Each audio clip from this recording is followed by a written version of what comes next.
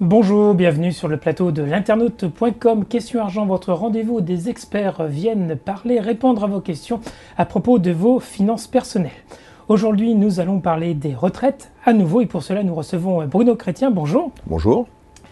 Vous êtes le président de l'Institut de la protection sociale et il y a quelques jours, vous avez publié un livre blanc dans lequel vous faites 14 propositions qui ne concernent pas que la retraite, ça concerne également la prévoyance, mais nous ne parlerons que des retraites. Et parmi les suggestions que vous faites, on a notamment la sécurisation des régimes d'entreprise, le maintien sans modification des avantages fiscaux et sociaux qui sont associés au moment de la mise en place d'un dispositif de retraite dans une entreprise, la généralisation de la retraite progressive, l'unification des règles qui s'appliquent aux pensions de réversion, une revalorisation différenciée des points retraite pour les régimes complémentaires et également une modernisation de ces retraites complémentaires et enfin l'harmonisation des limites d'exonération pour les retraites supplémentaires. Voilà donc toute la liste des thèmes sur lesquels vous pouvez interroger Bruno Chrétien pendant 30 minutes. C'est parti. On commence par Jacques qui vous demande « Estimez-vous que le modèle de retraite par répartition est viable aujourd'hui ?»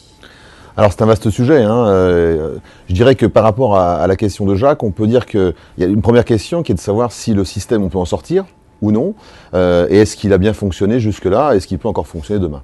Alors, en fait, le système de répartition, il y a déjà une première observation, c'est qu'on ne peut pas en sortir raisonnablement, puisque vous savez que le principe est assez simple. En fait, on cotise aujourd'hui pour les retraités et on s'acquiert des droits pour demain. C'est-à-dire que les caisses de retraite, tout simplement, n'ont pas ou quasiment pas de réserve. C'est le cas des retraites du régime de base des salariés. Les caisses complémentaires ont plus de réserves, plus ou moins, ça dépend des régimes. Donc ça veut dire que si demain on arrêtait de payer les régimes par répartition, enfin si on arrêtait de cotiser, eh bien les retraités ne toucheraient rien, ce qui évidemment pose un problème assez évident. Il faut avoir un ordre de grandeur, un salarié, jusqu'à ce qu'on appelle le 8 fois le plafond de sécurité sociale. Alors le plafond, c'est une somme qui permet de limiter les taux de cotisation, c'est à peu près 37 000 euros par an pour situer les choses. Eh bien, ces cotisations, elles, sont de l'ordre de 25%, jusqu'à 8 fois le plafond. Donc ça veut dire que si on voulait se constituer de droits personnels au titre de la capitalisation pour remplacer les droits de répartition, tout simplement, il faudrait payer 2 fois 25%. Dans l'ambiance actuelle de prélèvements fiscaux et sociaux, je ne sens pas que la mesure aurait un succès énorme. Bon, par rapport à ça, et pour finir ma réponse, pour répondre complètement à Jacques, en fait, la capitalisation comme la répartition, c'est de toute façon toujours de la richesse prélevée sur le travailleur. Alors la capitalisation a un intérêt majeur, et notamment quand vous êtes en haut du dispositif, ce qu'ont bien compris les anglo-saxons il y a quelques années, à savoir que on va chercher la richesse sur le travailleur autochtone, anglais ou américain dans leur cas, chez nous aussi, pour les propres systèmes de capitalisation, car on en a, mais cette richesse, quand on est dans un régime de répartition, on va le chercher sur le travailleur français. C'est incontestablement la limite aujourd'hui dans une économie où la croissance est clairement bloquée. Bertrand vous demande pourquoi le régime de base ne fonctionne pas comme le régime complémentaire avec des points. Alors ça nous amènerait assez loin, c'est un sujet tout à fait passionnant, puisque comme vous le savez, les régimes de base, alors quand je dis bien les régimes de base, puisque pour situer les choses, la retraite c'est 280 milliards de dépenses à peu près par an, quand on fait base et complémentaire. Je fais juste un petit zoom pour bien comprendre et apporter une réponse précise. Ensuite, la retraite, c'est donc à peu près 15% du PIB, sur le plan national. On est dans les pays développés, le pays quasiment qui dépense le plus pour sa retraite. C'est peut-être d'ailleurs, c'est intéressant d'observer qu'on est un des pays où on a le plus peur pour nos retraites. Donc quand on a beaucoup, on a peur de perdre, clairement. Et le régime de base du régime des salariés est quasiment le même pour les artisans commerçants. Il est différent pour les professions libérales. Pour les fonctionnaires, c'est un système différent, puisque vous savez qu'il n'y a pas de régime de base et de régime complémentaire. Il n'y a qu'un seul régime, mais nous aurons peut-être l'occasion d'y revenir. Peut-être, oui. Et donc, dans le cas des régimes de base, on a un système par trimestre. Donc, c'est un salaire moyen des 25 meilleures années par un taux et par des trimestres, alors que les régimes complémentaires sont par points. Alors, pour être très clair, est-ce que le système de points est plus juste et est-ce qu'il est plus efficace? Donc, clairement, c'est les deux questions qu'on peut se poser. Est-ce qu'il est plus juste? Pas nécessairement, ça dépend de ce qu'on appelle un système juste. En tout cas, le système par répartition, par trimestre, permet d'avantager les gens qui ont cotisé longtemps. Donc les droits ne sont pas calculés de manière proportionnelle. Pour être très clair, en fait, quelqu'un qui cotise 41 ans, 41 ans et demi, 2 ans, demain 43 ans, eh bien, va avoir sa retraite à taux plein. S'il lui manque 20 trimestres, c'est-à-dire 5 ans, il perdra un quart de ses droits à la retraite. C'est en quelque sorte un petit peu l'histoire du lièvre et de la tortue, de La Fontaine. Rien ne sert de courir, il faut partir à point, il faut cotiser longtemps. Et le deuxième élément de la réponse, c'est que est-ce que les régimes par points vont effectivement permettre de régler le problème? Absolument pas. C'est une question comptable. De toute façon, c'est qu'est-ce qu'on paye et qu'est-ce qu'on perçoit. Oui, ça. Au final, il faudrait verser les mêmes sommes. Exactement. Question de Pauline. Bonjour. De plus en plus de seniors ont une baisse d'activité avant de partir à la retraite, voire sont au chômage. Comment peuvent-ils continuer à cotiser pour leur retraite? Alors, la question qui se pose, effectivement, c'est toute la préparation du départ à la retraite. Donc, il y a deux cas de figure, en fait. Il y a la personne qui n'est pas encore en âge de liquider sa retraite. Alors, on parle de liquider, le terme n'est pas très plaisant, mais enfin, c'est le terme consacré. Donc, la personne qui est avant, qui n'a pas tous ses trimestres, va devoir avoir un emploi. Si elle est au chômage, dans certains cas de figure, elle sera indemnisée et validera des trimestres supplémentaires. Et puis, la question qui se pose désormais, et surtout depuis 2003, et a fortiori 2009, qui a été la généralisation du système du cumul emploi-retraite, c'est que la personne peut partir à la retraite. Alors avant la réforme Hérault, on aura peut-être l'occasion d'en parler, mais peut partir en retraite avec un cumul emploi-retraite, ce qui va lui permettre en fait de liquider tout ou partie de ses droits à la retraite et de continuer à travailler avec ou non validation de droits supplémentaires. D'accord, c'est-à-dire qu'elle peut, tout en étant à la retraite, continuer à cotiser et donc à accumuler, éventuellement à rattraper les trimestres qui pourraient lui manquer. Alors voilà, ça dépend, il y a à peu près 50 cas différents, donc on ne va pas rentrer dans le détail. Non, mais pour comprendre le principe, il peut y avoir des règles possibles. Il y a des règles principes. Le principe est le suivant. Quand je liquide un droit, on va prendre un exemple. J'ai Monsieur Dupont qui est salarié et puis après qui est non salarié. Et puis on va prendre Madame Durand qui n'a été que salariée toute sa vie. Commençons par Madame Durand. Madame Durand a été salariée toute sa vie, elle arrive à la retraite, elle arrête son activité de salarié, c'est une obligation. Elle peut reprendre un emploi de salarié chez le même employeur ou chez un autre employeur. Peu importe. Il y a des règles de délai, mais peu importe. Elle peut le faire. Elle cotisera. Et cette cotisation ne lui générera pas de droits supplémentaires. En revanche, elle n'a pas le droit de gagner plus à la retraite. Donc son nouveau salaire, souvent à temps partiel, les gens travaillent rarement à temps plein, plus ses retraites ne peuvent dépasser le salaire qu'elle avait avant de partir à la retraite. En revanche, autre cas qui peut intéresser nombre de vos internautes, notamment tous ceux qui sont dans les logiques de conseil d'entreprise et dans les créations d'entreprise, vous avez nombre de Français aujourd'hui qui ont été salariés un certain nombre d'années, 15, 20, 25 ans, et puis qui, en deuxième partie de carrière, font le choix de partir en qualité de ce qu'on appelle les non-salariés, les régimes indépendants. Et bien dans ce cas de figure, la personne peut demander à liquider que la carrière salariée et continuer son activité TNS. Et puis enfin, ce qui se fait le plus souvent, mais là ça va changer avec la réforme Hérault, la personne qui a été salariée toute sa vie, elle arrête son activité, elle demande sa retraite de salarié et elle démarre une activité de non-salarié, consultant par exemple, ou prestataire de service, quelle que soit l'activité. Elle continuera à cotiser, mais elle acquérera des droits supplémentaires. Donc vous voyez, on a des cas de figure différents qui offrent aujourd'hui, j'insiste bien, avant la réforme Hérault, qui est très restrictive là-dessus, pas mal de souplesse. Et donc moins avantageuse du coup? Alors, ce qu'on comprend dans ce que vous dites, c'est ce qui va se mettre en place, parce que la loi, elle finit d'être votée là. Voilà, tout à fait. Ça veut dire que le cumul emploi-retraite va être un peu plus compliqué à faire? Voilà, le cumul emploi-retraite va être compliqué à faire. L'idée qui est derrière la réforme, c'est de dire le fait qu'un ancien reprenne un emploi, ça prend du boulot aux jeunes. Bon, si vous me permettez un avis personnel, ça n'a jamais marché comme ça sur le plan économique, puisque au contraire, quelqu'un qui reprend un emploi, dans le monde de l'entreprise, il est dans une situation où il a un emploi parce qu'il a une expertise particulière. Et puis, quelque part, l'activité que je génère à nouveau va générer de la richesse, des transferts économiques. Bon, mais peu importe, ça c'est le choix qui a été fait par l'équipe au pouvoir actuellement. Et donc l'idée, c'est de restreindre, et notamment de faire que la personne qui reprend une activité ne pourra plus générer de droits supplémentaires. D'accord. Donc ce sera plus restrictif. Toutefois, que nos internautes y pensent bien, cette nouvelle disposition rentrera en vigueur au 1er janvier 2015. Donc il faut regarder la façon dont les textes vont être publiés au début de l'année 2014 pour voir si, par exemple, des personnes qui ont une soixantaine d'années, qui pourraient déjà être à la retraite, n'ont pas intérêt à anticiper leur départ à la retraite et reprendre avant le 1er janvier 2015. D'accord.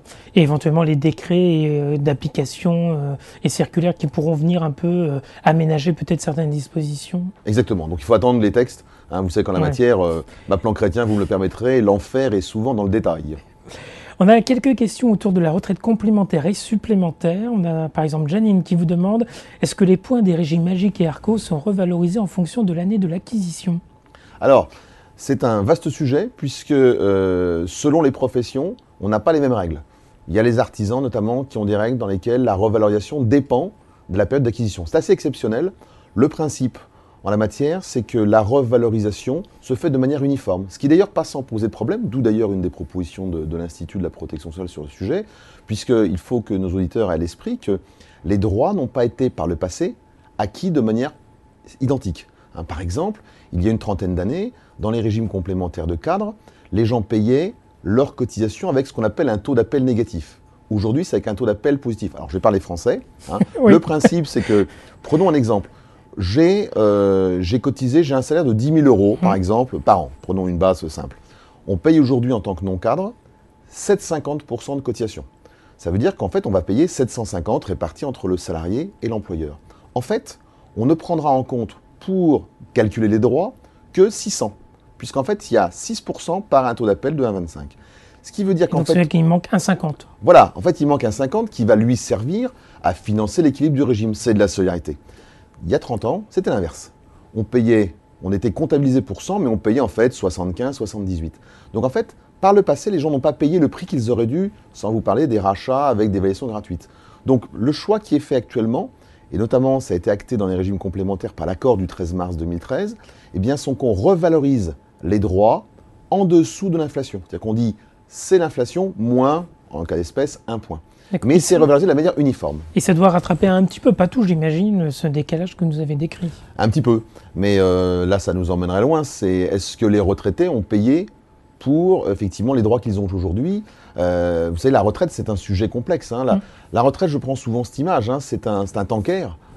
Un tanker, vous savez que ça s'arrête à 10 000 de la côte.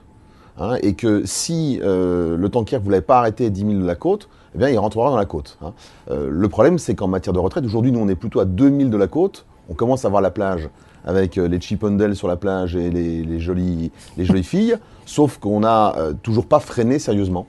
Donc, le problème, c'est qu'on va de toute façon, puisqu'on ne peut plus augmenter les cotisations compte tenu des contraintes sur l'économie, on est vraiment au bout du système, on n'a pas reporté assez vite l'âge de départ à la retraite, malgré les réformes, notamment de 2010. On passera nécessairement par une baisse des pensions.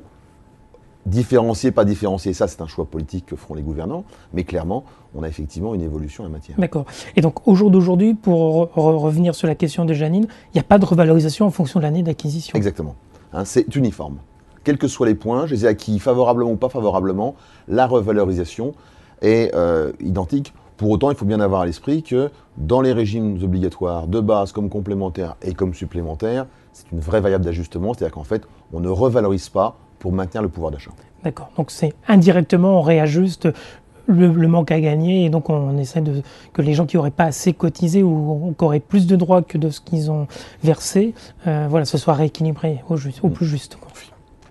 Ce qui voudrait dire éventuellement que ceux qui arriveront à un moment donné à avoir cotisé complètement, c'est-à-dire les droits qu'ils touchent sont les droits qu'ils ont eus au prix réel. Au prix réel. Ça veut dire qu'on pourrait envisager une revalorisation plus importante à partir du moment où cet équilibre est un peu mieux respecté. Oui, alors ça, je pense que c'est un peu Marne-la-Vallée, c'est Disneyland, si vous me permettez, la boutade, parce qu'aujourd'hui, l'enjeu majeur, c'est effectivement qu'on n'a pas les moyens de payer à la hauteur des engagements qui ont été passés.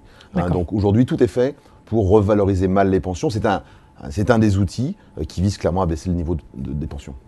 Question de Jean-Daniel. Il nous dit que le départ d'une entreprise est une vraie plaie pour la gestion d'un PEE. Pourquoi ne pas créer un compte d'épargne salariale qui ne soit pas associé à une entreprise, mais aux salariés et que les entreprises viennent alimenter en capital? Alors, on pourrait l'imaginer, sauf qu'on est dans un dispositif qui relève vraiment de ce qu'on appelle l'épargne salariale. Il faut bien avoir à l'esprit ce qu'est l'épargne salariale. C'est deux types de dispositifs. C'est un dispositif de répartition de la richesse produite par l'entreprise. C'est parce que l'entreprise a été bonne, que l'employeur est d'accord, que les salariés ont signé l'accord, ont mis en cadre le dispositif, qu'il y a soit de l'intéressement, soit de la participation. Deux dispositifs inspirés de la même manière. Et puis à côté, on a de l'épargne abondée, épargne courte, qui est le PE, et PERCO, qui lui est un plan d'épargne retraite pour la retraite. Là encore, c'est un plan au niveau de l'entreprise, et donc qui ensuite va être, le cas échéant, complété dans des conditions plus ou moins favorables. Bon, ça pose un certain nombre de problèmes, mais les avantages sociaux et fiscaux qui sont extrêmement importants par rapport à ce type de plan résultent du fait que, c'est fait au niveau de l'entreprise, Donc on ne peut pas le déconnecter de l'entreprise. C'est pour ça que la suggestion est intéressante, mais ce n'est pas en cohérence avec le reste. La déduction sociale des cotisations, puisqu'il y a deux déductions, au niveau de l'impôt sur le revenu et au niveau des charges sociales. C'est en quelque sorte la contribution est en bas de la fiche de paye et non pas en haut de la fiche de paye. Eh bien, ce dispositif, lui, n'a de sens que dans l'entreprise et parce qu'il est collectif, c'est-à-dire que tous les salariés peuvent en bénéficier. Donc ça peut être une piste, mais elle ne serait pas en cohérence, ou alors il faudrait vraiment révolutionner le système actuel. Avec la philosophie actuelle. Exactement. D'accord. Pour continuer, il y a Yves qui nous dit, vous dites que les contributions des entreprises destinées au financement de la retraite supplémentaire doit être collectif et obligatoire. Dois-je comprendre que vous souhaitez que toutes les entreprises financent la retraite de leurs salariés ? J'ai rien souhaité en la matière. La question que nous pose Yves derrière, il y a une dimension technique et puis il y a une dimension de management du système. Alors, on va essayer de répondre aux deux questions parce que c'est une vraie question. Sur le plan technique, le principe est le suivant. Quand je concerne que les salariés, vous avez deux types de régimes de retraite schématiquement. Vous avez les régimes à cotisation définie et les régimes à prestation définie. Alors, les régimes à cotisation définie, c'est ce qu'on appelle dans le jargon les contrats article 83. Les assureurs ont la mauvaise habitude d'appeler les produits du nom d'un des articles du Code général des impôts qui définit une déduction fiscale. Alors, oui, c'est pas simple. En fait, quand on parle des contrats à cotisation définie, c'est pas compliqué. Par exemple, l'entreprise dit « je vais verser 5% du salaire sur un compte retraite » et le salarié va se voir prélever 3% sur son salaire qui va alimenter son compte retraite. Donc imaginez, il a 10 000 euros de rémunération, on lui prélève effectivement 800 qui vont alimenter un compte retraite. Et c'est parce que c'est un système qui est réservé à une catégorie dans le cas d'espèce, donc un groupe de salariés, souvent les cadres dans la pratique, qu'il va y avoir un traitement fiscal et social privilégié. Ce n'est pas une niche sociale. Là, je m'assure vraiment, par rapport à ce propos que parfois les pouvoirs publics peuvent tenir, on n'est pas sur une niche sociale. Comme disait Alphonse Allais, la niche fiscale ou la niche sociale, c'est le seul endroit où le contribuable n'est pas traité comme un chien, si vous me permettez cette petite boutade. Mais on est sur un dispositif qui encourage à se constituer des droits. En revanche, on a un autre dispositif qui est le système à prestation définie, alors qu'on connaît souvent sous l'appellation retraite chapeau. On pense à l'affaire Varin de la semaine dernière. Mais il faut avoir à l'esprit que ce n'est pas du tout ce qui fonctionne. C'est-à-dire que la plupart des retraites chapeau sont de montants très modestes. Il faut savoir que les millions de Français qui en bénéficient ont en moyenne 400 € par mois au titre de la retraite chapeau. Sauf que ce n'est pas une retraite chapeau, c'est une retraite additive, bon, je ne vais pas rentrer dans le détail technique, mais qui fait que l'entreprise s'engage sur un objectif de prestation. C'est-à-dire qu'elle dit « je veux que mes salariés aient ça, quoi qu'il en coûte ». Elle fait son calcul, bien sûr, de coût. Alors que dans les cotisations définies, eh bien, on va avoir un calcul qui dit « on paye ça et puis l'assureur fera ce qu'il pourra ». Voilà, deux dispositifs différents. Dans le deuxième système, ça ressemble beaucoup au système américain notamment. C'est inspiré de deux choses. Du système américain, d'une part, et ça a été aussi en France mis en place à l'initiative des hauts fonctionnaires qui, notamment à partir des années 60 ou 70, allaient pantoufler dans le privé et perdaient le bénéfice de leur système de retraite, les fonctionnaires ayant un système à prestation définie. Mais ce type de financement est peu répandu dans les entreprises. Alors on en trouve un certain nombre. On le trouve soit pour des entreprises qui veulent récupérer le temps perdu, soit pour des collèges de cadres dirigeants top management, on va dire. D'accord. Mais les comptes épargne-temps, c'est de ça dont il s'agit quand vous dites le temps perdu ? Alors c'est différent.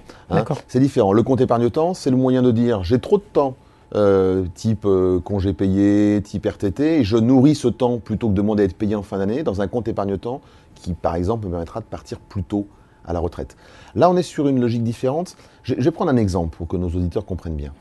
Imaginez que vous êtes patron d'une boîte où vous avez des très jeunes et des anciens. L'entreprise a été créée il y a 10 ans et l'entreprise est devenue prospère. L'entreprise peut maintenant faire le choix de payer en plus pour avoir les meilleurs salariés, les récompenser. Bon, ça, c'est du management. Imaginez que vous mettez en place un système à cotisation définie. Le jeune salarié qui a 25 ans, qui vient de rentrer dans l'entreprise, va être content. Il reste dans l'entreprise 5 ans, 10 ans, 15 ans. Tous les ans, il acquiert des droits. Ça s'apurera le jour où il partira. Mais imaginez le salarié le plus ancien. Il est arrivé il y a 10 ans, il a 61 ans, il est à 1 an de la retraite. Si vous ne mettez en place qu'un système à cotisation définie, vous n'allez avoir, dans ces cas-là, qu'1 an pour lui de bénéfice du système. Alors que si l'entreprise est ce qu'elle est, c'est aussi parce qu'il a beaucoup bossé. Et c'est pour ça que, par exemple, dans le cadre des propositions de l'Institut, on dit qu'il faut moderniser ce système. Il faut imaginer un système de régime supplémentaire, au libre choix des entreprises, bien sûr, mais qui permette de financer de la prestation définie et aussi de la cotisation définie, parce qu'il faut que chacun dans l'entreprise en soit bénéficiaire. Mais pour l'ensemble des salariés, pas pour une partie des salariés, ça s'appliquerait à tout le monde. Après, on peut discuter. Hein. Dans la pratique, il faut bien avoir à l'esprit que l'entreprise raisonne avec 3 types de risques en matière de protection sociale. Il y a la santé, la prévoyance et la retraite. La santé, on va dire qu'aujourd'hui, c'est obligatoire pour toutes les entreprises, pour tous les salariés. C'est le fameux accord national interprofessionnel du 11 janvier 2013. D'ailleurs, ce qui est intéressant d'observer, c'est que la mutuelle pour tous, si on peut l'appeler ainsi, ne concerne qu'un risque qui finalement est assez accessoire. On n'a jamais vu personne ruinée parce qu'il ne peut pas bien se faire soigner les dents ou les yeux, par exemple. On a vu des gens, moi j'ai vu en tant qu'ancien directeur de caisse de sécurité sociale, j'ai vu des gens ruinés parce qu'ils étaient mal pris en charge au titre de l'invalidité. Donc, vous avez effectivement cette deuxième branche qui est la prévoyance. On va dire qu'un grand nombre de catégories sont visées. En matière de retraite, en pratique, les entreprises le réservent souvent, pas toujours, mais souvent, au groupe des cadres, qu'elles souhaitent ainsi identifier, isoler, avantager. Oui. Et ça fait une partie de la motivation pour ces personnes. C'est dans le package salarial, clairement. Question de Marc, on va revenir sur la retraite complémentaire, qui vous demande, question pratique, au décès d'un conjoint, est-ce que la retraite complémentaire est prise en compte dans le calcul de la réversion? Alors, ça dépend de quel type de réversion on parle. Là, la question qui se pose, c'est effectivement la réversion du régime de base. Hein. Voilà, parce qu'il faut bien avoir à l'esprit que vous avez 3 grandes populations en France. Alors, je vais répondre à sa question, mais il faut qu'on raisonne tout régime confondu, sinon on ne s'en sort pas en fait. Hein. C'est tout de suite un peu technique, hein, ces sujets. Donc, je vais essayer d'être clair. Vous avez les fonctionnaires. Les fonctionnaires, ils n'ont qu'un seul régime de retraite. Il n'y a pas de condition de ressources. Hein. Le tout, c'est d'être marié avec quelqu'un une seule fois et qui avait cotisé beaucoup. Hein. Vaut mieux être marié avec un vieux riche qui n'a jamais été marié qu'avec un jeune pauvre qui a été divorcé 3 fois. Vous voyez, pour être très clair, on est sur des principes de base, on va dire, si vous me permettez cette expression. Deuxième chose, vous avez les non-salariés. Les artisans commerçants, par exemple, eux, leur retraite de base, elle est à la fois sous condition de ressources, mais aussi leur retraite complémentaire est également sous condition de ressources, des conditions différentes. Et dans la retraite de base des salariés, il y a condition de ressources, il n'y a pas condition de ressources dans la retraite complémentaire. Vous voyez, c'est un peu un micmac sans nom, sans vous parler des conditions de remariage. Alors pour répondre complètement à votre auditeur, dans le cas de la retraite de base, et je pense que c'est là que sa question a référence à ce dispositif, dans la retraite de base, les pensions de réversion des régimes complémentaires ne sont pas pris en compte. C'est une exception qui avait été à l'époque obtenue par un syndicat, la CFDT de mémoire, pour effectivement le calcul de la détermination des réversions. Mais il faut bien avoir à l'esprit que les seuils sont très bas, puisqu'il ne faut pas que le revenu dépasse environ 2000 SMIC horaires. Ça fait à peu près 20 000 euros par an, sachant qu'en plus on prend en compte le patrimoine dont est propriétaire à titre personnel le conjoint survivant. Tout à fait. Alors, on va continuer sur la question des pensions de réversion, parce qu'on a beaucoup de questions qui nous arrivent. On a notamment Odile qui a été lire vos propositions qui concernent les pensions de réversion, qui consistent à demander une unification des règles de calcul, c'est ça, quel que soit le régime, la pension de réversion, la modalité de l'obtenir est la même, alors qu'aujourd'hui c'est pas le cas, hein, il y a des seuils différents. Elle y souscrit et elle vous demande pourquoi ne pas y avoir proposé également une unification pour les polypensionnés. Sous cette même règle. Alors, dès lors qu'on a la règle, alors d'abord félicitations à votre auditrice qui a lu ces propositions. Je pense, pour ma part, que cette question de la pension de réversion fait partie des propositions phares de ce livre blanc. On est dans une injustice la plus complète. C'est-à-dire qu'il faut bien avoir à l'esprit que certains ont des droits qui sont sûrs, d'autres ont des droits qui sont virtuels. On se demande un peu pourquoi, en quelque sorte. Donc effectivement, selon la situation où on est, eh bien les polypensionnés, donc il faut que tout le monde voit bien ce que c'est quelqu'un qui a été et salarié et non salarié, et puis il peut avoir été salarié artisan commerçant ou non salarié exploitant agricole ou profession libérale. Donc vous voyez, il y a quand même une grosse diversité. Effectivement, votre auditrice a parfaitement raison, on va avoir des traitements différents. Donc l'idée de l'Institut est la suivante, c'est de dire, sur ces sujets de réversion, on mélange, mais d'ailleurs de manière plus large en termes de protection sociale, on mélange ce qui est de l'ordre du contributif, t'as cotisé, tu reçois, de ce qui est l'ordre de la redistribution, qui est quand même beaucoup plus le fait de l'impôt. Et donc cette confusion fait que les gens n'y comprennent plus grand-chose. Donc l'idée c'est de dire, les assurés français, qu'ils soient salariés ou non salariés, ont cotisé pour leurs droits, ce droit doit être acquis. Donc pas de conditions de ressources en la matière. Quelle que soit la situation, que je sois une carrière salariée, non salariée, régime de base et régime complémentaire. Quitte à revoir les taux de liquidation, si on veut raisonner à somme nulle, mais c'est un droit contributif, il est acquis. C'est un droit non contributif, c'est payé par l'impôt. Dans ces cas-là, c'est la solidarité qui joue. D'accord. Et donc ça, c'était pour les pensions de réversion. Exactement. On pourrait imaginer également, donc, comme le suggérait Odile, que sur ceux qui sont dans plusieurs caisses de retraite, pour le régime général, de ce que je comprends de sa question, ceux qui doivent donc aller taper à la porte de plusieurs caisses, est-ce qu'on pourrait imaginer des règles identiques, c'est-à-dire l'unification des mêmes règles, parce que au jour d'aujourd'hui, on n'a pas la même retraite, pas les mêmes règles, pas les mêmes cotisations, pas le même nombre de trimestres ou la valeur, en fonction du régime de retraite. Alors, il y a deux questions dans ce que dit Odile. La première question, c'est est-ce qu'effectivement, il y a des pénalisations du fait que je sois polypensionné? Ça, c'est la première question. Alors, il y avait des pénalisations liées au mode de calcul du revenu moyen ou du salaire moyen. Ça a évolué, ça s'est arrangé en 2003. Et là, c'est un des points, une avancée réelle de la réforme des retraites Ayrault 2013, puisque désormais, il n'y aura plus de pénalisation dans le mode de calcul. Donc, il y a un vrai plus en la matière et on va gommer cette pénalisation qui est assez incompréhensible pour nos auditeurs. Ensuite, la question, c'est est-ce que c'est normal qu'on paye les mêmes cotisations et qu'on ait les mêmes droits, ou au contraire, c'est pas normal qu'on ne paye pas les mêmes cotisations? Je mets de côté les régimes publics qui sont dans une autre logique. Mais si je prends l'exemple entre les salariés du privé et les indépendants, les cotisations ne sont pas les mêmes. Les indépendants payent beaucoup moins de charges que les salariés. Donc ils ont des retraites plus faibles. Mais ça correspond à un modèle que pour notre part, à l'Institut de la protection sociale, on considère comme un modèle d'avenir. C'est-à-dire que le modèle des indépendants n'est pas un modèle parfait, bien sûr, mais le fait de payer moins de charges sociales obligatoires, de centrer plus la protection sociale sur le gros risque, qu'il s'agisse de la retraite ou de la prévoyance, est incontestablement une voie de sortie d'un modèle social qui commence un peu à craquer de partout, parce que quand on regarde ce qui se passe à l'étranger, aujourd'hui, les gens payent moins de charges sociales, donc c'est qu'ils ont des prestations qui sont centrées plus sur le gros risque. Donc là, c'est assez logique que les gens n'aient pas les mêmes droits. D'accord. Il faut par contre que les cotisations soient en regard, bien sûr. Question de Béa qui réagit toujours par rapport à la pension de réversion, qui vous dit « Pourquoi maintenir une pension de réversion à un ex-conjoint? Pour ma part, la séparation doit éteindre de fait cet avantage. » Eh oui, c'est un vrai sujet. Il faut savoir que quand on se marie, alors déjà la réversion est réservée aux seuls gens mariés. Quand on se marie, c'est une histoire qui finit toujours mal. C'est un homme marié qui le dit. Bon, je ne l'ai pas expliqué comme ça à mon épouse, le jour où on s'est marié, mais ça se finira soit par un divorce, soit par un décès. Donc, un mariage, quand il y a divorce, il y a prestation compensatoire. Donc, c'est un rééquilibrage de la richesse entre les couples, enfin au sein du couple. Et puis, vous allez avoir sinon une pension de réversion qui fait que l'on permet au conjoint survivant de récupérer une partie des droits de l'assuré. Alors, en fait, il faut bien avoir à l'esprit qu'il y a la logique et puis il y a les faits. La logique, c'est que quand on se marie, au-delà des engagements, de l'affection qu'on peut avoir, c'est une union financière et patrimoniale que j'ai dans le mariage, que je n'ai pas dans le concubinage, que je n'ai pas dans le PACS.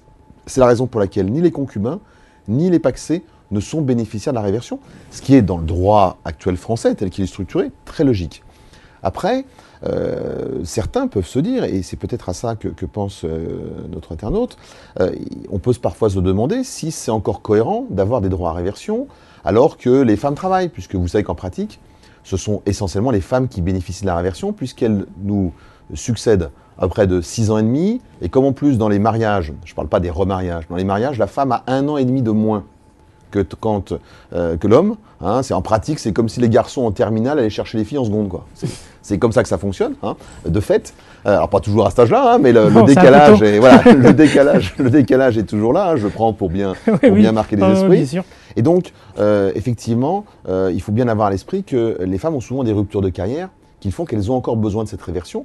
Et puis accessoirement, on peut se demander, là aussi c'est une piste de réflexion de l'Institut, si on ne devrait pas avoir un système plus moderne s'inspirant de ce que fait le privé, qui est de dire, j'arrive à la retraite, et moi je vais décider si mon épouse aura 100% de mes droits, ou 60, ou 50, ou 25, que sais-je, quitte à ce que ça baisse ma pension. Vous voyez, là on a un système aujourd'hui qui est rigide et marqué par le passé. D'accord, on va finir encore avec 3 questions. Tout d'abord, Yannick qui vous demande pourquoi vos propositions ne portent pas sur le financement des retraites. Parce que c'est vrai, si on lit, pour abonder dans le sens de Yannick, si on lit votre livre blanc, c'est surtout des mesures techniques. Exactement. Écoutez, c'est encore félicitations pour notre internaute. On s'est focalisé sur ce livre blanc. C'est un choix qui a été fait, qui est un choix vraiment d'identifier toutes les mesures faciles à corriger, qui ne coûtent pas cher, et qui apporteraient à la fois une vraie simplicité pour les entreprises, pour aussi leurs conseils, les experts comptables, les assureurs, les avocats, et puis une vraie sécurité pour les salariés. On avait fait la même chose il y a 1 an pour les indépendants. Mais dans les projets, puisqu'on a un plan d'action, on va dire, sur plusieurs années, c'est le rôle du think tank qui est vraiment un agitateur d'idées sur le sujet, on est en train de réfléchir à la refonte complète du modèle français, en se disant, voilà, après les mesures techniques, regardons comment on peut améliorer, et le financement, bien sûr, sans révéler de grands secrets, fait partie de nos prochains travaux. Donc pour répondre à Yannick, pas tout en même temps. Pas tout en même temps, il faut que ça reste digeste. Voilà. Question de Louis. Bonjour Monsieur Chrétien, en quoi consiste votre idée de retraite progressive ? Alors c'est un système qui existe, à peu près depuis une trentaine d'années. Le principe de la retraite progressive, aujourd'hui, c'est un dispositif qui permet de quitter l'entreprise en réduisant progressivement son temps de travail. Donc on est un système qui est de fait assez rigide, qui n'est pas inintéressant pour qu'il le maîtrise bien, qui n'a, si vous me permettez, jamais fonctionné en volume, puisque bon an, mal an, il y a à peu près entre 1000 à 2000 Français qui demandent la retraite progressive par an. Donc on va dire que ça ne fonctionne pas très bien parce que c'est un peu rigide. Pour autant, ça correspond à certaines situations. Je dirais que c'est un point non pas marginal, mais c'est un point technique. Et on pourrait assouplir le système car certaines catégories ne peuvent y prétendre. Donc voilà, l'idée de la mesure, c'est un correctif technique, on va dire. D'accord. Et on va finir avec la question de Cécile qui nous dit « À vous écouter, je m'y perds. Comme pour les impôts, la vraie réforme ne serait-elle pas de simplifier les règles afin que chacun sache où il va ?» Oh, mais si je lui répondais, je dirais que moi-même, parfois, je m'y perds. Donc on est sur un sujet, c'est un sujet sur lequel, effectivement, c'est extrêmement compliqué d'avoir une vision d'ensemble. Il y a des cohérences. La réforme est compliquée parce que faire simple voudrait dire un seul système pour tout le monde. Or, aujourd'hui, en droit, chacun veut que le droit s'adapte un peu à sa situation individuelle, ça devient compliqué. Mais c'est vrai qu'en dans la palme, personnalisé, c'est pas simple. C'est compliqué. Ceci dit, en termes de palme de complexité, nous avons un vrai savoir-faire national que nous pourrions exporter. Très bien, merci beaucoup Bruno Chrétien, qui est donc président de l'Institut de la protection sociale. Merci à vous d'avoir posé vos questions. Désolé auprès des internautes qui avaient posé d'autres questions, notamment sur la retraite progressive et les pensions de réversion. Vous avez été nombreux à solliciter des questions, on n'a pas pu tout prendre en compte, mais le temps imparti de notre rendez-vous est maintenant terminé.